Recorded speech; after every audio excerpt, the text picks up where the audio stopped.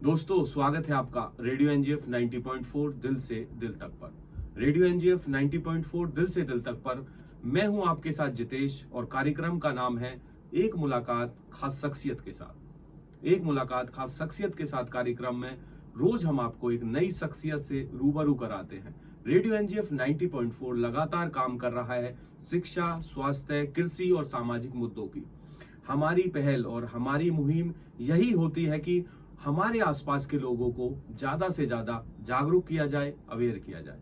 उसी कड़ी में आज हमारे साथ जुड़े हैं नवीन रावत जी, जो कि मुख्य अधिवक्ता है डीएलएस से।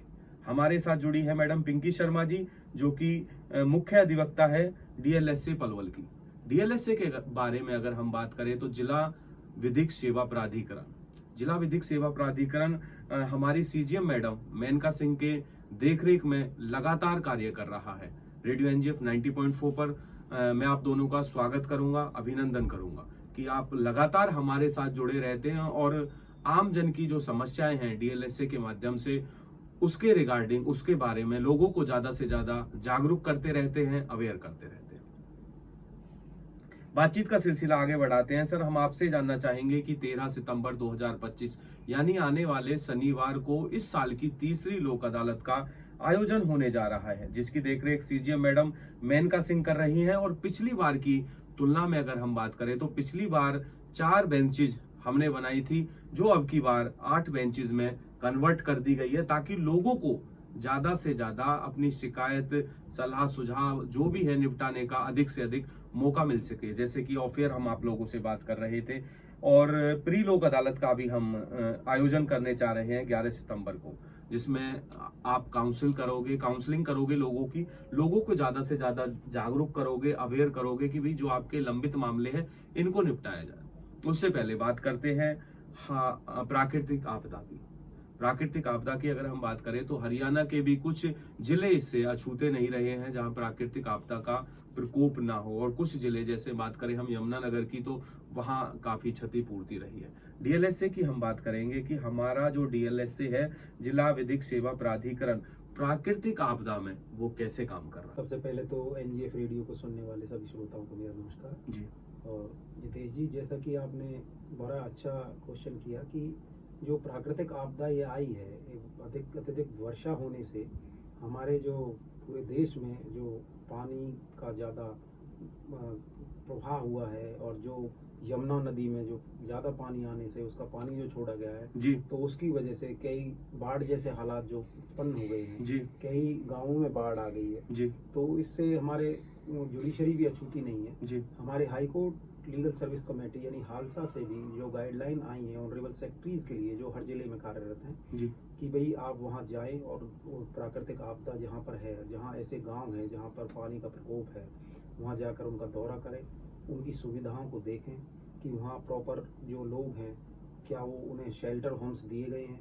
वहाँ हमें जाकर मुझे भी ये एक अवसर प्राप्त हुआ इसके तहत सीजीएम मैडम श्रीमती मेनका सिंह के साथ जाने का जी, और वहाँ हमने देखा कि एकता नगर जो एक गांव है इधर मुस्तफाबाद के पास, वो एक गांव है जिसकी कनेक्टिविटी बिल्कुल पूरी तरह से बंद हो गई है, चारों तरफ से पानी भर गया है। गांव ऊंचाई पे होने की वजह से गांव में तो इतना पानी नहीं गया, लेकिन आसपास के रास्तों में और कच्चे रास्ते होने की वजह से रास्ता टूट गए हैं, जिसकी वजह से कनेक्टिविटी बिल्कुल बंद हो गई। ना ही वहाँ बिजली की व्यवस्था है, ना किसी तरह का कोई आवागमन, बाहर से संपर्क टूट गया जी। तो सबसे पहले तो हमें यही बड़ा आश्चर्य हुआ कि अभी भी इस तरह के जो गांव हैं अभी हैं जी, हमारे जिले में भी इस तरह के गांव हैं जी। और वहाँ हमने जाके फिर वहाँ के लोगों से जो बातचीत की, जो वहाँ से निकल के आ चुके थे, तो गाँव में पानी भर गया। हालांकि अब जो बारिश का कम हुआ है प्रकोप, उसकी वजह से पानी अब उतर रहा है जी। लेकिन फिर वहाँ जाकर जो शेल्टर होम्स बने हुए हैं जहाँ की मुस्तफाबाद में, और जो एकता नगर का शेल्टर होम्स है जो सरकारी स्कूल में बना हुआ है। मुस्तफाबाद की हम बात करें तो एमवीएन स्कूल में, एक प्राइवेट स्कूल में जो शेल्टर होम बना हुआ है, वहाँ जो लोग रह रहे हैं जिनके घरों में बिल्कुल पानी भर चुका है, और मवेशियों को भी जितनों को बाहर निकाला जा चुका है, वो भी गाँव में आस पड़ोस के सहयोग से या उन्हें रखा जा रहा है। तो वहाँ जो हमारे बीडीपीओ साहब हमें वहाँ मिले, वहाँ उन्होंने मवेशियों के लिए चारे की व्यवस्था, उचित व्यवस्था की हुई है जी। शेल्टर होम्स में हलवाई लगाए गए हैं जो कि उनके खान पान की दोनों टाइम पे और नाश्ते की व्यवस्था की हुई है। अच्छी, और डॉक्टर्स की ड्यूटीज वहाँ लगाई हुई है जो प्रॉपर दवाई, जिस तरह से कि बाढ़ में फंगस का ज़्यादा हो रहता है पैरों में, भी पानी में रहने की वजह जी से जी फंगल इन्फेक्शन हो जाता है, उसके लिए प्रॉपर ट्यूब, प्रॉपर दवाइयाँ हैं। फीवर के रिगार्डिंग या जो भी इस तरह के एटमॉस्फियर से जो बीमारियाँ उत्पन्न होती है उनके रिगार्डिंग जो दवाइयाँ भी वहाँ मौजूद थी। डॉक्टर्स की प्रॉपर ड्यूटी लगाई हुई थी, फार्मासिस्ट की ड्यूटी लगाई हुई थी, ताकि ऐसे हालात में लोगों को कम से कम परेशानी हो, उचित समय पर दवाइयाँ दी जा सके। शेल्टर होम्स में उचित व्यवस्था उनके सोने, रहने, खाने पीने की है, जो कि वहाँ ऑनरेबल हमारी सीजीएम मैम ने जो वहाँ इंस्पेक्शन किया और जो वहाँ जाके उसका निरीक्षण किया तो सारी चीज़ें दुरुस्त पाई गई। एक दो कमियाँ छोटी मोटी जो आ रही थी उनके बारे में भी लोगों ने सीजीएम मैम को बता दिया। मैडम ने तुरंत वहीं उसी मौके पर ही जाकर निर्देश अधिकारियों को दिए और वो भी उनकी समस्याएं जो दूर हो जाएगी। तो बाढ़ में ऐसे मौके पर अधिकारी भी पीछे नहीं है। हमारी सीजीएम मैडम तो बहुत ही मेहनती है, जो वहाँ जाकर के ऐसे समय में इवन जो भरा हुआ पानी जहाँ तक जाया जा सकता था पैदल, वहाँ तक वो गए, वहाँ पे मवेशियों के हालात देखे, वहाँ पर आदमियों के हालात देखे, वहाँ जायजा लिया कि किस तरह से पानी ने बर्बाद किया है उन गाँवों को, फसलों को बर्बाद किया है, और किस तरह से उनकी जो नुकसान हुआ है उसकी भरपाई के लिए क्या क्या ठोस कदम सरकार द्वारा उठाए जा रहे हैं। इसके साथ साथ अगर किसी ग्रामीण को किसी लीगल सहायता की भी ज़रूरत है तो वो भी, उसके लिए भी हमने अपना जो डीएलएसए का नंबर है वहाँ प्रदान किया और उनको आकर के डीएलएसए में मिलने को कहा, या टेलीफोनिकली कोई सहायता है तो वो भी उनको मौके पर दी जाएगी। बिल्कुल दोस्तों, हम भी आपको बताना चाहेंगे कि जिला प्रशासन के साथ साथ जिला विधिक सेवा प्राधिकरण की देखरेख में भी बाढ़ पीड़ितों के लिए काफी सहायता और मदद की जा रही है। दोस्तों, बातचीत का सिलसिला आगे बढ़ाते हैं। सर, हम आपसे जानना चाहेंगे कि साल की तीसरी लोक अदालत जो होने जा रही है 13 सितंबर 2025 साल की तीसरी लोक अदालत होने जा रही है, दिन शनिवार होगा, तो इसके बारे में हम थोड़ा सा रेडियो एनजीएफ 90.4 के माध्यम से विस्तार से जानना चाहेंगे कि कैसे पीड़ित पक्ष इसमें हमारे साथ जुड़ सकता है, डीएलएसए के साथ जुड़ सकता है, और कैसे अपने लंबित मामलों का निपटारा किया जा सकता है। एक बात और हम आपसे जानना चाहेंगे सर, दूसरी जो अभी लोक अदालत हुई थी उसमें कितने मामलों का निपटारा किया गया? जैसा कि हम समय समय पर ये कैंप्स का आयोजन यहाँ रेडियो के माध्यम से करते रहे हैं जी, और लोगों को लोक अदालतों के बारे में जागरूक करते रहे हैं, अवेयर करते रहे हैं जी, इसी के तहत जो हमारी साल की ये तीसरी लोक अदालत, शहर में 4 लोक अदालतें जो आयोजित की जाती हैं जी, नालसा और हालसा की डायरेक्शन पर, जी, जिसमें कि साल की तीसरी लोक अदालत है जो हर महीने के दूसरे शनिवार को फिक्स होती है। जी, इसके तहत 13 सितंबर 2025 को साल की तीसरी लोक अदालत आयोजित की जा रही है जी, न्यायिक परिसर में। इसका जो हमारा उद्देश्य है, उसका उद्देश्य यही है कि एक तो लंबित मामलों को कम किया जा सके जी सर, न्यायालय में, क्योंकि हम देख रहे हैं कहीं ना कहीं लंबित मामलों की संख्या अदालतों में बढ़ती जा रही है, पेंडेंसी बढ़ती जा रही है। जी, तो सबसे पहला उद्देश्य तो इसका यही है कि उनमें जो लंबित मामले हैं, लंबित मामलों का निपटारा किया जा सके और लंबित मामले की संख्या कम की जा सके। जी, दूसरा उससे ये है लोक अदालतों में कि जहां दोनों तरफ विन विन सिचुएशन हो, आपसी भाईचारा कायम रहे, आपसी सहयोग से, आपसी सहमति से मामले का निपटारा हो। जी, किसी पक्ष को ऐसा ना लगे कि भाई मैंने ये मामला लूज कर दिया, या मैं हार गया इस केस को, या मैं इस केस को जीत गया। जी, तो वो आपसी सहमति और सहयोग से इस तरह से उसका फैसला हो कि आगे के लिए उसका जो विवाद है उन दोनों के बीच में, उसका पूर्णतः निपटारा हो। बिल्कुल बिल्कुल। दोस्तों, हम भी आपको बताना चाहेंगे कि रेडियो एनजीएफ 90.4 भी लगातार जिला विधिक सेवा प्राधिकरण के साथ सहयोग में रहकर जिला अदालतों की बात अपने आम जनमानस और अपने आसपास के लोगों तक पहुंचाता रहता है। दोस्तों, एक बार फिर से आपका स्वागत है रेडियो एनजीएफ 90.4 दिल से दिल तक पर। रेडियो एनजीएफ 90.4 दिल से दिल तक पर एक मुलाकात खास शख्सियत के साथ कार्यक्रम हम आपके साथ लेकर आते हैं, और खास शख्सियत आज हमारे साथ जुड़ी है। नवीन रावत जी हमारे साथ जुड़े हैं, जो कि मुख्य अभिवक्ता है जिला विधिक सेवा प्राधिकरण से, और मैडम पिंकी शर्मा जी हमारे साथ जुड़ी हैं, जो कि डीएलएसए की अधिवक्ता है। एक बार फिर से हम आप दोनों लोगों का स्वागत करेंगे, और आज हम बात कर रहे हैं डीएलएसए की कार्यशैली को लेकर, डीएलएसए की कार्य प्रणाली को लेकर, और 13 सितंबर 2025 को होने वाली तीसरी लोक अदालत को लेकर। रेडियो एनजीएफ 90.4 पर हम आपसे अपील भी करेंगे कि आप अपने लंबित मामलों के रिगार्डिंग एक बार एडीआर सेंटर पलवल जरूर विजिट करें, और डीएलएसए के साथ जुड़कर अपने लंबित मामलों को जरूर निपटाएं। रेडियो एनजीएफ 90.4 पर बातचीत का सिलसिला आगे बढ़ाते हैं। मैम, आपसे बात करना चाहेंगे हम, अभी जैसे पीछे हमारी बात हो रही थी साइबर क्राइम को लेकर, हम देख रहे हैं कि हमारे आसपास लगातार साइबर क्राइम के जो मामले हैं वो बढ़ते जा रहे हैं।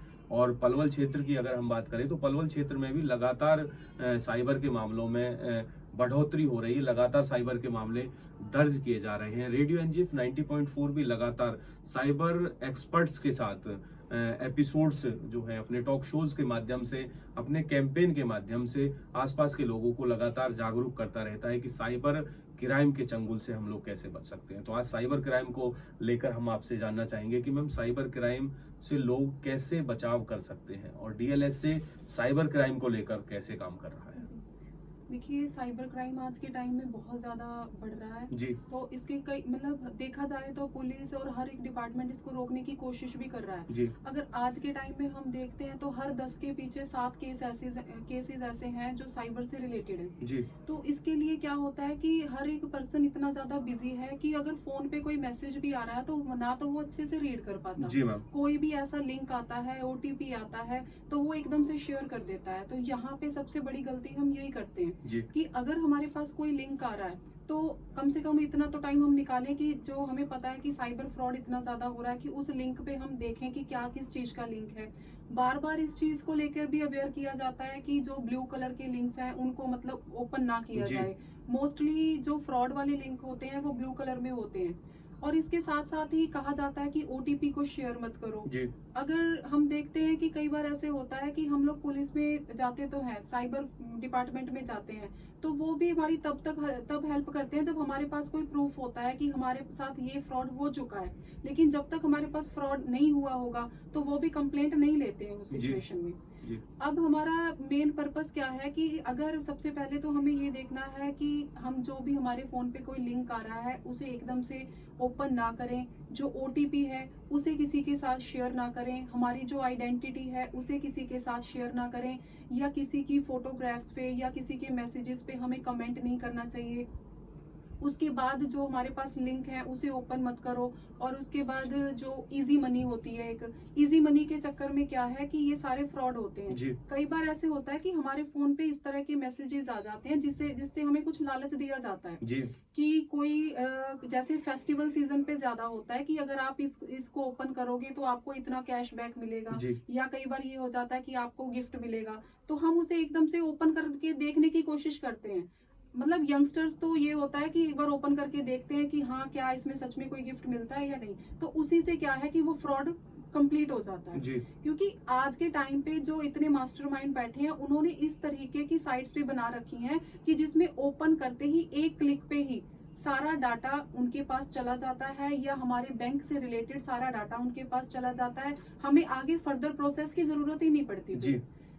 तो ये सारी चीजें हैं। और इसके साथ साथ अगर ऐसा कभी होता भी है तो कोशिश ये करनी है कि 1 घंटे के बीच में ही 1930 पे कॉल की जाए और अपने कंसर्न थाने में जाके इसके रिगार्डिंग एक एप्लीकेशन दी जाए। साइबर डिपार्टमेंट में एप्लीकेशन दी जाए, या कभी भी गूगल सर्च कर सकते हो तो वहां पे साइबर से रिलेटेड आपको बहुत सारी साइट्स मिल जाएंगी जी। जो कि ऑथेंटिकेटेड है।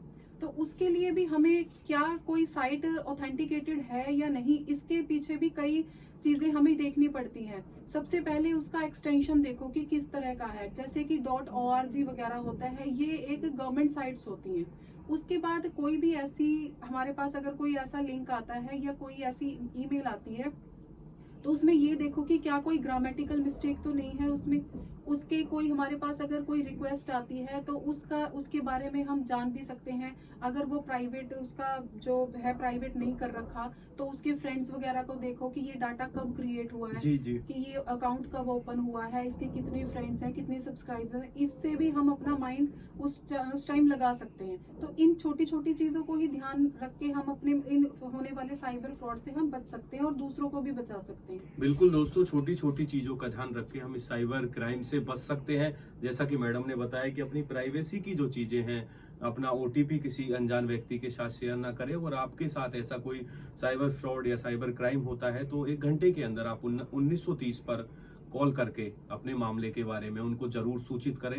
रेडियो एनजीएफ 90.4 पर बातचीत का सिलसिला आगे बढ़ाते हैं मैम, हम आपसे जानना चाहेंगे लोक अदालतों के बारे में कि हमारे डीएलएसए के सौजन्य से, जिला विधिक सेवा प्राधिकरण के सौजन्य से लगातार लोक अदालतों का आयोजन किया जाता रहता है और अब की बार की लोक अदालत की हम बात करें तो ये तीसरी लोक अदालत का आयोजन होने जा रहा है। तो लोक अदालत के महत्व, लोक अदालत की इम्पोर्टेंस को लेकर हम बात करना चाहेंगे कि लोक अदालतों का इन लंबित मामलों में पीड़ित पक्षों के साथ क्या कनेक्शन है। जी देखिए, ये साल की तीसरी लोक अदालत है जो आने वाली 13 तारीख को होने वाली है जी। ये इंडिया के हर कोर्ट में, जैसे कह दो कि हर डिस्ट्रिक्ट में ही ये इस्टेब्लिश होगी इस बार जी। इसमें क्या है कि डीएलएसए बहुत अच्छा वर्क कर रहा है इसके लिए। इसका महत्व ये है कि एक तो अगर जो लोक अदालत में जो केसेस आते हैं वो पेंडिंग केसेस भी हो सकते हैं या प्री लिटिगेशन वाले केसेस भी हो सकते हैं जी। इन लोक अदालत का मेन पर्पस ये रहता है कि एक तो इसमें टाइम की सेविंग होती है जी। आज के बिजी टाइम में हर कोई नहीं चाहता कि बार बार कोर्ट के चक्कर लगाने पड़े, तो इससे एक तो टाइम बच जाता है और इसके साथ साथ मनी की सेविंग होती है जी। कि इसमें कुछ मामले ऐसे होते हैं कि जो फाइनेंस से रिलेटेड होते हैं अपने, तो उसमें कुछ हद तक अमाउंट को कम करके उसको सॉर्ट आउट किया जा सकता है जी। इसका मेन पर्पस यही है कि टाइम बच गया, पैसा बच गया, इससे ज्यादा पब्लिक को और चाहिए क्या होता है। जी। जी। तो इसमें क्या है कि काफी लंबे से इसमें स्पीडी ट्रायल होता है जी। तो कि जो कोर्ट में काफी लंबे टाइम से केसेस चलते हैं उनको लोक अदालत में रख के उनको सॉर्ट आउट किया जा सकता है। इसके साथ साथ ही अगर देखा जाए तो एवरी वीक थर्सडे को भी परमानेंट लोक अदालत का भी आयोजन किया जाता है। अगर कोई इस लोक अदालत में आने से रह भी जाता है तो उसके लिए ये फैसिलिटी कोर्ट ने प्रोवाइड कर रखी है हालसा ने कि हर थर्सडे को डीएलएसए में एक परमानेंट लोक अदालत का आयोजन किया जाता है तो उसमें आके अब पब्लिक अपनी जो केसेस हैं उनको सॉर्ट आउट करवा सकती है जी। एक इसके साथ साथ जैसे क्वेश्चन पूछा था कि साइबर क्राइम अगर देखें तो उसमें डीएलएसए क्या हेल्प करती है। जी मैम।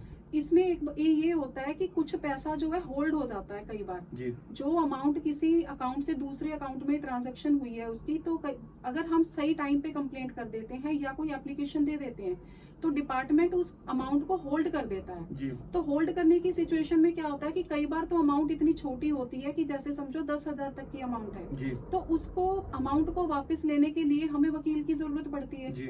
अगर वकील के पास पब्लिक जाती है तो वकील तो फीस लेंगे तो उसकी अमाउंट वापस आने का तो कोई फायदा ही नहीं रहता क्योंकि इतनी फीस तो वो पब्लिक जो है एडवोकेट्स को ही दे देती है। तो डीएलएसए उसमें क्या है कि उसको ये हेल्प प्रोवाइड करता है कि एक तो उसे फ्री में एडवोकेट्स मिल जाएंगे जो कि सरकारी खर्चे पे होते हैं जी। ठीक है, और उसके बाद वो जो अमाउंट जो होल्ड की हुई है उस अमाउंट को एक सुपरदारी लगा के उस अमाउंट को वापस रिटर्न करवाया जा सकता है। जी। तो डीएलएसए ये हेल्प करता है कि आप जो है डीएलएसए में आकर सरकारी खर्चे पे वकील आपको मिल जाएंगे और आपकी होल्ड की हुई अमाउंट आपको एज इट इज ऐसे ही आपको वापस मिल जाएगी। बिल्कुल दोस्तों, साइबर क्राइम की बात हो या फिर अन्य मुद्दों की बात हो, डीएलएसए लगातार पूरी तत्वता के साथ और सीजीएम मैडम मेनका सिंह की देखरेख में काफी सराहनीय काम कर रहा है। रेडियो एनजीएफ 90.4 पर अभी एक अच्छा सा सॉन्ग सुनेंगे, लौट कर आएंगे और ढेर सारी बातें करेंगे। एक मुलाकात खास शख्सियत के साथ कार्यक्रम। दोस्तों एक बार फिर से आपका स्वागत है रेडियो एनजीएफ 90.4 दिल से दिल तक पर।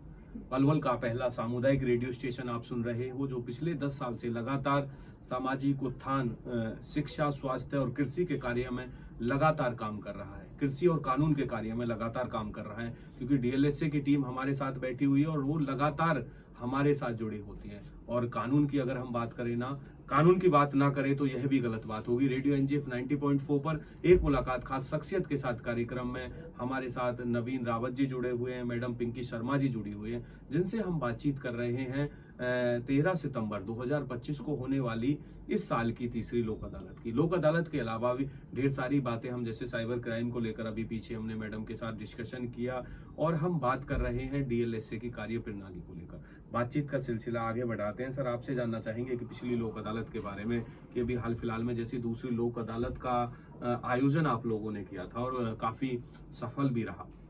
आसपास के अगर हम बात करें, हमने आसपास के जो अपने अखबार हैं उनकी कटिंग्स को देखा तो काफी लंबित मामलों को उसमें निपटाया गया था। तो कितने मामले उसमें निपटाए गए? और एक सर जेजे एक्ट को लेकर हम बात करना चाहेंगे कि पीछे हम लोगों ने भी डीएलएसए की विजिट की अपनी टीम के साथ, तो वहां हमने देखा कि जेजेएल एक्ट को लेकर आप लोग काफी विस्तार से लोगों के साथ डिस्कस कर रहे हैं, गाँवों में जाकर लोगों को ज़्यादा से ज़्यादा अवेयर कर रहे हैं, तो रेडियो के माध्यम से भी हम आपसे जानना चाहेंगे कि ये जे एक्ट है क्या? धन्यवाद। ये आपने बड़ा अच्छा क्वेश्चन किया। एक तो ये कि भाई लोक अदालतों में लगभग करीब पिछली लोक अदालत में, जैसे कि हाल की दूसरी लोक अदालत थी, तो उसमें करीब 3000 मामलों का निपटारा लोक अदालत के माध्यम से किया गया। जी सर। जो विभिन्न प्रकार के मामले थे। अब की बार हमारा, क्योंकि पिछली बार जैसा कि अभी आपने भी बताया कि पिछली बार 4 बेंच कंस्टिट्यूट की गई थी ऑनरेबल सीजी मैम द्वारा, और इस बार बेंचों की संख्या बढ़ा दी गई है, जिससे कि और ज्यादा लोगों को फायदा पहुंचे और ज्यादा से ज्यादा मामलों का निपटारा हो सके। जी। तो जिस तरह हम देख रहे हैं कि जब पिछली बार 4 से बढ़ाकर 8 बेंचों का इस बार कंस्टिट्यूट किया गया है, 8 बेंचों को, तो यही चाहेंगे कि अब की बार कम से कम 6 से 7 हजार मामलों का निपटारा इस लोक अदालत के माध्यम से किया जाए। और अब हम बात कर रहे हैं, जैसे कि आपने पूछा कि जुनाइल जस्टिस एक्ट के बारे में। जी। तो ये एक बड़ा ही संवेदनशील मामला है, क्योंकि जो भी चाहे हमारे खुद के बच्चे हों या किसी के भी बच्चे हों, तो बच्चों से जुड़ा हुआ कोई भी मामला, उसे हम संवेदनशील मामला ही कहेंगे। जी। और वहां पर अगर कोई किसी बच्चे से कोई गलत हो जाता है, या एक अपराध में कहूँगा, या किसी कानून की अवहेलना हो जाती है, कोई कानून का उल्लंघन हो जाता है, तो वो जो बच्चा है, क्योंकि वो अनभिज्ञ है, 18 साल से कम उम्र का बच्चा, जैसे कि जुनाइल जस्टिस एक्ट में सेल्फ विदित है कि जहां 18 साल से जो कम आयु का जो है, उसे बच्चे की चाइल्ड की श्रेणी में रखा गया है। और उस जो बच्चे से कोई कानून का उल्लंघन हो जाता है, तो उसे अपराधी ना करके विधि विरोधी होना कहा जाएगा कि इस बच्चे से child in conflicted with law बोलेंगे इंग्लिश में, और हिंदी में विधि विरोधी कोई कार्य का होना। तो विधि विरोधी जो बच्चा है, उससे जो कोई कानून हो, तो उसे एज ए पीड़ित ट्रीट किया जाएगा। इसका सबसे बड़ा जो मेन जो काम है कि उस बच्चे को एक अपराधी ना मान करके उस बच्चे को भी पीड़ित की तरह, एक विक्टिम की तरह ट्रीट किया जाएगा, क्योंकि उसके भविष्य में सुधार की संभावनाएं बहुत ज्यादा हैं, और जिसको हम इग्नोर नहीं कर सकते, जिसको हम इस बात से इनकार नहीं किया जा सकता कि उस बच्चे में सुधार नहीं हो सकता, क्योंकि हमारी कानून की सारी प्रणाली वो सुधार पर टिकी हुई है। हम अधिक से अधिक जो अपराधी है उसको अधिक से अधिक यही वो दिया जाता है मौका कि वो अपने आप में सुधार करे, जिससे कि अपराध में कमी हो। और हमारे जो कानून का मोटो भी है कि अपराधी से घृणा मत करो, अपराध से घृणा करो, अपराधी से नहीं। जी सर। तो इसी तरह से जो हम जुनाइल जस्टिस एक्ट की हम बात करते हैं, तो वहाँ एक सबसे पहले तो बात ये है कि उस बच्चे को अपराधी ना मान करके पीड़ित माना जाएगा। और उसको जब हम देखेंगे कि अगर हम किसी को पीड़ित मान लेते हैं अपराधी की बजाय, तो उसका सारा प्रोसीजर ही चेंज हो जाता है, उसकी सारी जो कार्य प्रणाली है वो चेंज हो जाती है। बच्चा अगर वहां आएगा तो वहां पुलिस ऑफिशियल्स को ये डायरेक्शन है कि वो वर्दी में नहीं आएंगे, जिससे कि उसे एक अपराध मुक्त माहौल का आभास हो, जिससे उसे ये ना लगे कि भाई वो एक अपराधी है या उसमें अपराध में संलिप्तता बढ़े ना। क्योंकि अभी तक हमने देखा था, इससे पहले जुनाइल जस्टिस एक्ट के आने से पहले अपराधियों की श्रेणी में जब बच्चों को रखा जाता था, तो वो अपराधियों के साथ मिलकर फिर आगे पूर्णतः अपराधी बन जाते हैं। तो इस कड़ी को दूर करने के लिए, कि उन अपराध से बचाने के लिए, उनके सुधार की गुंजाइश को बढ़ाने के लिए उनको इस तरह का माहौल इस जे एक्ट के तहत दिया जाता है। और इसका जो उसके राइट्स हैं, उन राइट्स के बारे में, जैसा कि अभी आपने कहा, कैंप्स लगाते हैं, गाँव में जा के लोगों को समझाते हैं। जुनाइल जस्टिस एक्ट, जुनाइल जस्टिस बोर्ड का भी आपने, जैसे आपने खुद ने जाके इंस्पेक्शन किया टीम ने, तो वहाँ भी आपने देखा होगा। तो अवेयरनेस इसके बारे में ज़्यादा से ज़्यादा लोगों को की जा रही है, जिससे कि उन्हें पता चले कि उनके भी अपने राइट्स हैं, क्या क्या उनको इसमें राइट्स दिए गए हैं, क्या क्या उनकी ड्यूटीज़ हैं, और पेरेंट्स की बच्चों के प्रति क्या ड्यूटीज़ हैं, उन्हें किस तरह से इस एक्ट के तहत कार्य करना चाहिए और किस तरह से देखभाल करना चाहिए। सोशल इन्वेस्टिगेशन रिपोर्ट इसमें प्रिपेयर होती है। जो सोशल इन्वेस्टिगेशन ऑफिसर्स होता है वो वहाँ जाकर के मौके पर बच्चे की रिपोर्ट बनाता है कि भाई ये किस तरह के माहौल में इसने ये अपराध का उल्लंघन क्यों किया, इसको कानून का उल्लंघन क्यों किया, ये अपराध उससे क्यों हुआ। तो उसमें ये देखा जाता है कि भाई किस माहौल में हो रहा है। उसके लिए एक SIR रिपोर्ट भी बनती है जो कोर्ट कंसीडर करते हैं कि, क्योंकि ये तो नहीं, पेट से तो कोई अपराध सीख के नहीं आता लेकिन ये है कि जिस तरह का माहौल उसे मिला, जिस तरह का एटमॉस्फेयर उसे प्रदान किया गया, उसके तहत अगर उससे कोई हुआ है तो उसको दूर करने का प्रयास किया जाता है, जिससे कि उसे शेल्टर होम्स में या ऑब्जर्वेशन होम्स में रखा जाए, जिससे कि अपराधियों से अलग उसे रख करके उसको एक ऐसा माहौल दिया जाता है कि जिससे कि वो संगत को भूल करके एक अच्छे कार्य में लगे और आगे ऐसे अपराध को करने की संभावना उसकी कम हो सके। बिल्कुल दोस्तों, आगे उसके ऐसे अपराध करने की संभावना कम हो।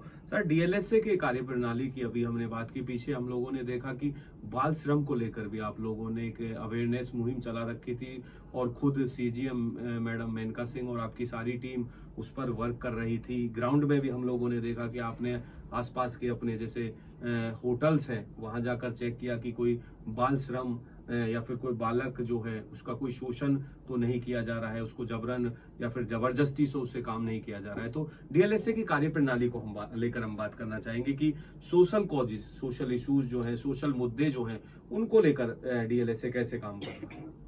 देखिए, आपने बड़ा ही उचित ये सवाल किया जी कि कार्य प्रणाली जो सोशल, हम भी सामाजिकता से अलग नहीं है। जी चाहे वो कोई भी डिपार्टमेंट हो, समाज में समाज का ही हिस्सा है जी और उसकी एक अपनी वर्किंग है।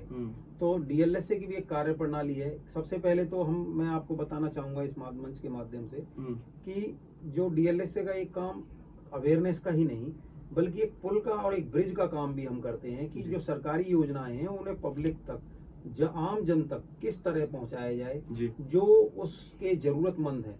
सरकार भिन्न भिन्न योजनाएं चलाती है, लेकिन अवेयरनेस ना होने की वजह से उन योजनाओं का उचित लाभ जो उचित उसके पात्र हैं उन तक नहीं पहुंच पाता।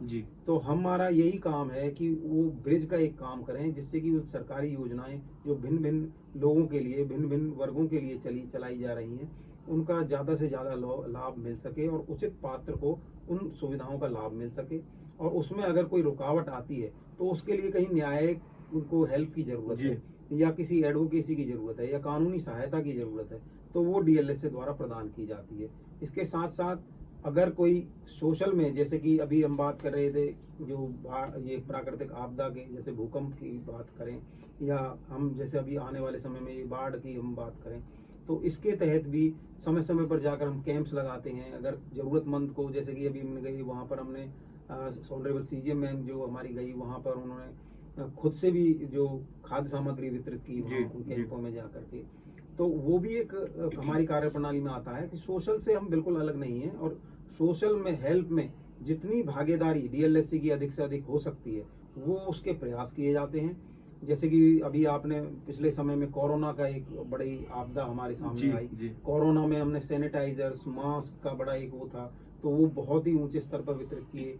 किसी को अगर दवाइयों का हॉस्पिटल्स के साथ मिलकर, एनजीओज के साथ मिलकर के, जो मजदूर यहाँ पर रह रहे थे, प्रवासी मजदूर जो रहते थे जिनके पास खाने के लिए नहीं थे, काम सारे बंद हो गए थे, वहाँ जाकर खाद्य सामग्री वितरित करना हो या किसी को लीगल हेल्प कराना हो या मास्क का या सैनिटाइजर का या किसी अन्य माध्यम से उनकी सहायता करने की बात हो, तो डीएलएसए किसी काम में भी पीछे नहीं है। जिला विधिक सेवा प्राधिकरण की यूनिटें हर जगह काम कर रही हैं, पूरे जिले में कार्यरत हैं और सामाजिकता के स्तर पर जितना भी हेल्प उनसे हो सकती है वो उसके प्रयास किए जाते हैं। बिल्कुल दोस्तों, रेडियो एनजीएफ 90.4 पर सर आप और आपकी टीम सच में ही बधाई के पात्र है और आप भविष्य में भी समाज के लिए और कानूनी सलाह सुझाव और शिक्षा के लिए ऐसे ही काम करते रहे। रेडियो एनजीएफ 90.4 पर एक अच्छा सा सॉन्ग सुनेंगे, लौट कर आएंगे। 8930904904 पर कॉल करके जिला लोक अदालत के बारे में अपने सलाह सुझाव आप हमारे साथ साझा कर सकते हैं, शेयर कर सकते हैं। दोस्तों, एक बार फिर से आपका स्वागत है रेडियो एनजीएफ 90.4 दिल से दिल तक पर।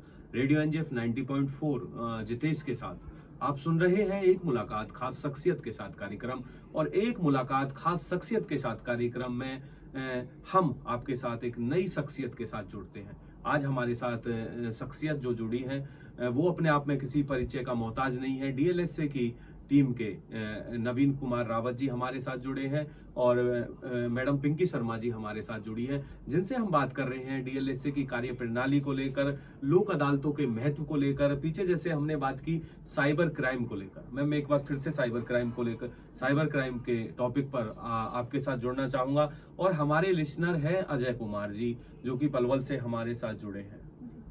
मैं आर्टिफिशियल इंटेलिजेंस की बात करूंगा।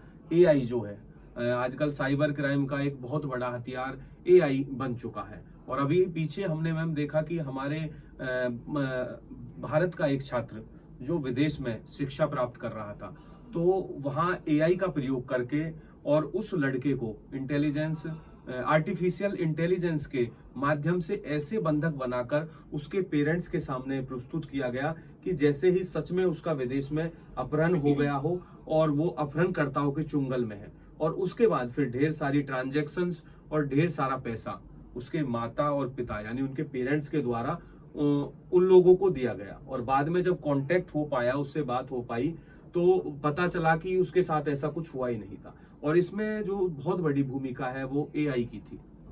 और एक चीज और सर हमने देखी, मैडम मैं आपसे भी जिक्र करना चाहूंगा कि जब तक एआई के माध्यम से उन अपहरणकर्ताओं ने उस भारतीय छात्र को बंधक बनाए रखा, तो तब तक उसके नंबर पर कॉलिंग, मैसेज या उसके साथ कांटेक्ट ही नहीं हो पाया। और जब उन्होंने वो उसके पेरेंट्स से वो राशि प्राप्त कर लिया, पैसे प्राप्त कर लिया और साइबर ठगी उनके साथ हो गई, तो फिर उसके साथ कनेक्शन हो गया। तो एआई के बारे में मैं आपसे जानना चाहूंगा कि साइबर क्राइम में बहुत बड़ा हथियार एआई बन चुका है। तो एआई से हमारे आसपास के जो लोग हैं या जो लोग हमें सुन रहे हैं, पलवल के लोग हैं, हमारे आसपास के गांवों के लोग हैं, तो वो एआई से कैसे अपने आप को सिक्योर कर सकते हैं?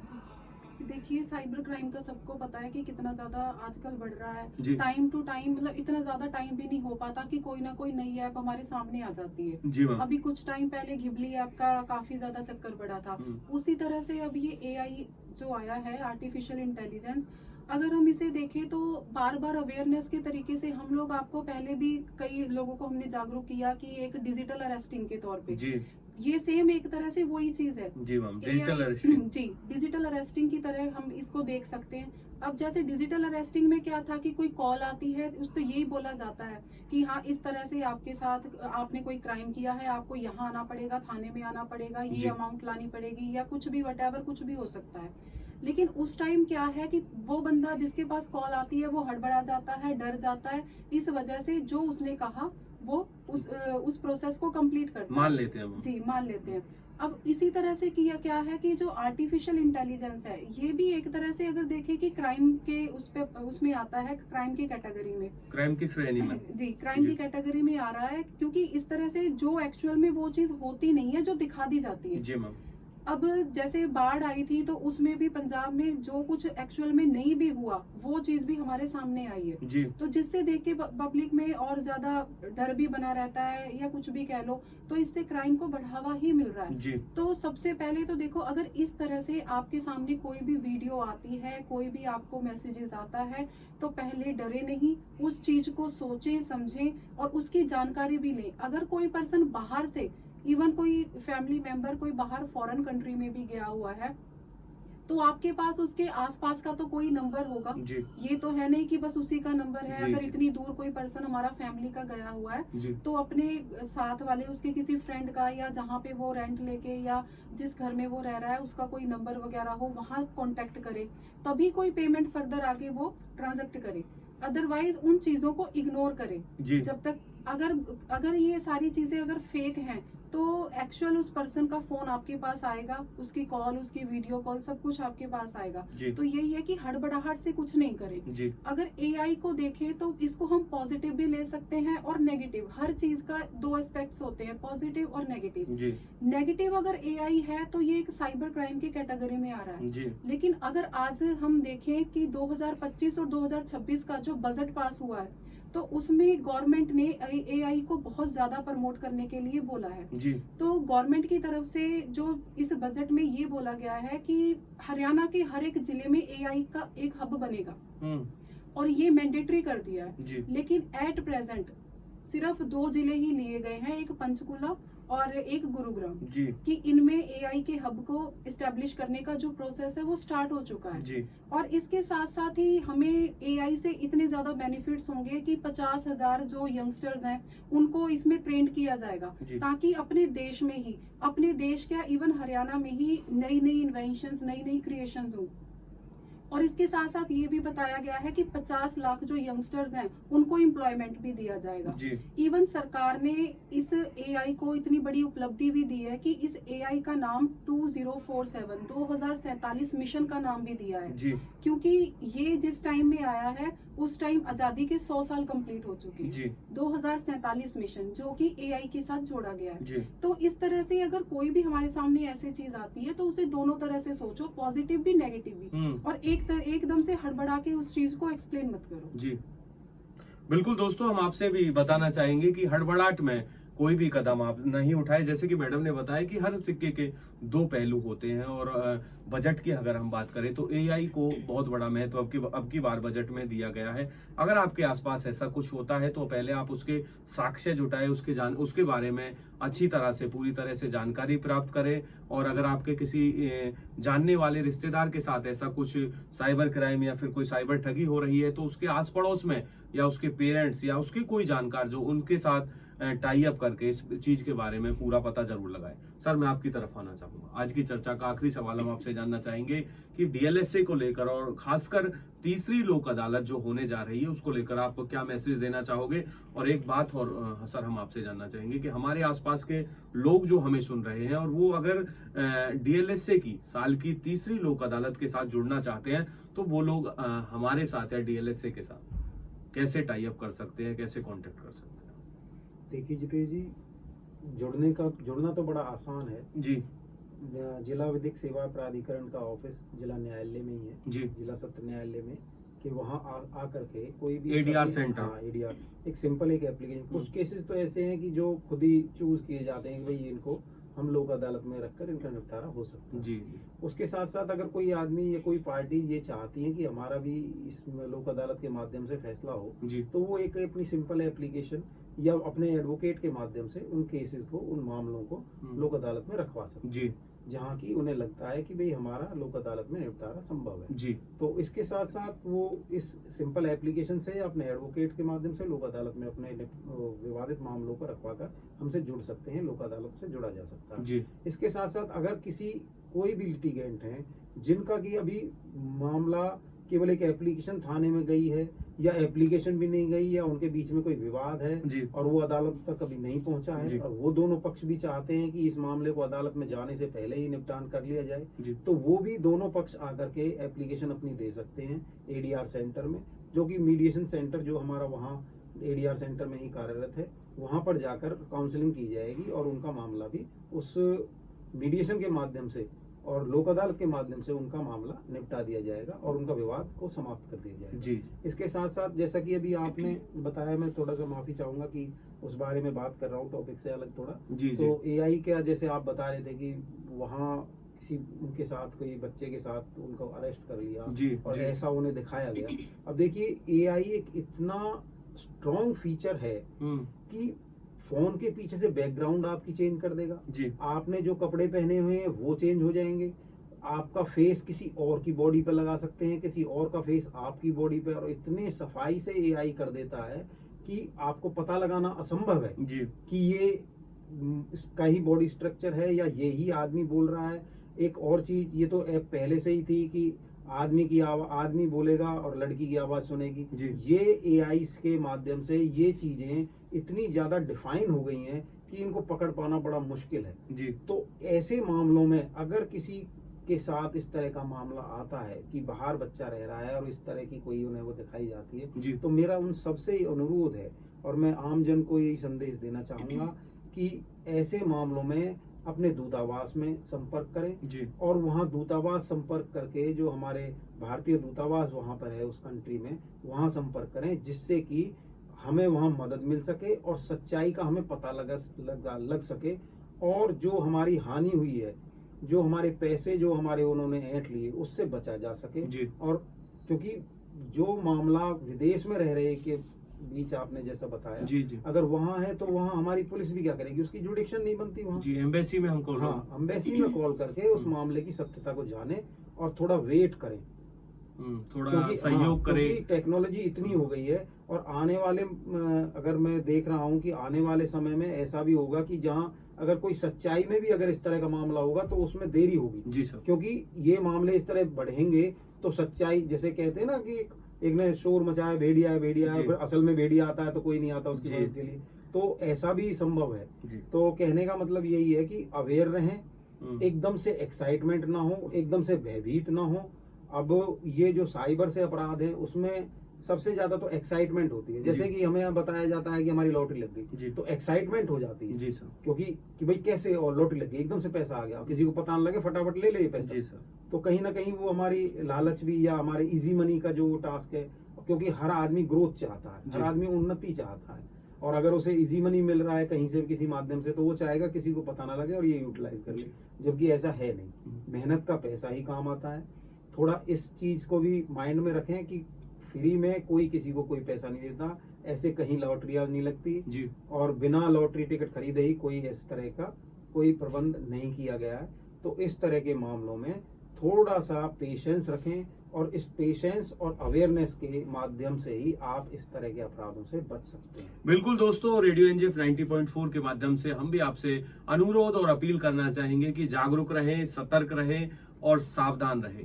रेडियो एनजीएफ 90.4 पर एक मुलाकात खास शख्सियत के साथ कार्यक्रम में आज के लिए बस इतना ही, और अपने लंबित मामलों के निपटारों के लिए डीएलएसए के साथ 13 सितंबर 2025 को तीसरी लोक अदालत का हिस्सा जरूर बने। आज के लिए इस कार्यक्रम में बस इतना ही। कल फिर से एक नई शख्सियत के साथ आपके साथ जुड़ेंगे। एक मुलाकात खास शख्सियत के साथ कार्यक्रम में।